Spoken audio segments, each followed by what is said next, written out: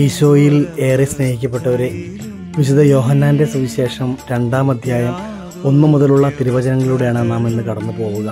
ദൈവത്തിന്റെ പ്രവൃത്തികൾ മനുഷ്യരുടേതിനേക്കാൾ മഹത്തരമാണ്. മനുഷ്യൻ വിളമ്പിയതിനേക്കാൾ നല്ല വീഞ്ഞാണ് കർത്താവ് നൽകുന്നത്. മാനുഷിക സ്നേഹം പരിമിതികൾ ഉള്ളതാണ്. അത് വ്യവസ്ഥകൾക്ക് വിധേയവുമാണ്. വ്യവസ്ഥകൾ അനുസരിച്ചേ മനുഷ്യൻ സ്നേഹിക്കൂ. മനുഷ്യർ നിർമ്മിക്കുന്ന വീഞ്ഞു പോലെ തന്നെ മുന്തിരി നീര് ചില പ്രക്രിയകൾക്ക് വിധേയമാകുമ്പോഴാണ് വീഞ്ഞായി മാറുന്നത്. എന്നാൽ ദൈവസ്നേഹം വ്യവസ്ഥകൾക്ക് അതീതമാണ്.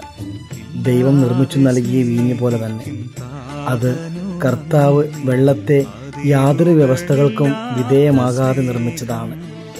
നമ്മുടെയൊക്കെ സ്നേഹവും ഇതുപോലെ തന്നെ വ്യവസ്ഥകൾക്ക് വിധേയമാകാതെ ഏറ്റവും ആത്മാർത്ഥതയോടെ ആയിരിക്കട്ടെ. ആമേൻ.